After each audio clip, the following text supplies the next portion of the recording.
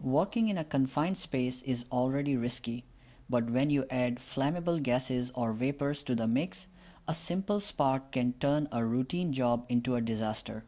Fire and explosion are major risks in these environments, and you need a strict plan to stay alive.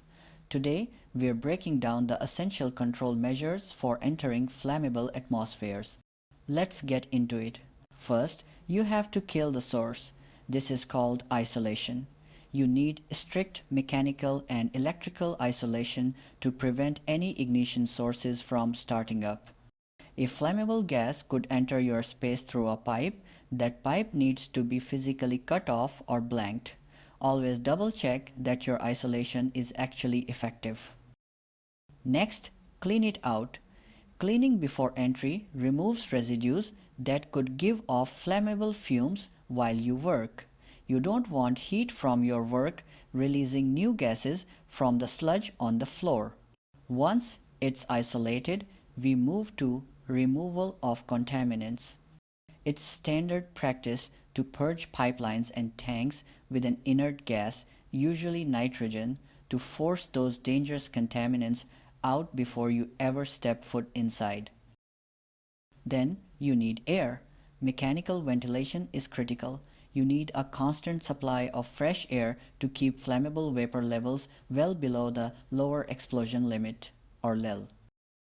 But don't just test. Testing the air is non-negotiable. This must be done by a competent person using a calibrated gas detector. They need to confirm the air is free of vapors. What you bring in with you matters too. You must use special tools and lighting.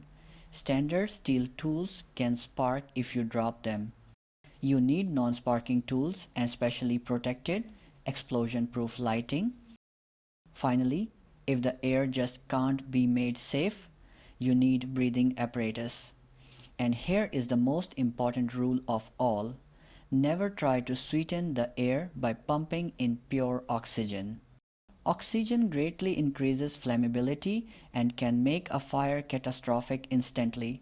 Stick to fresh air or self-contained breathing gear. Confined spaces are unforgiving. Isolate, purge, ventilate, test, and use the right gear. Follow these controls and everyone goes home safe. Thanks for watching. Stay safe out there.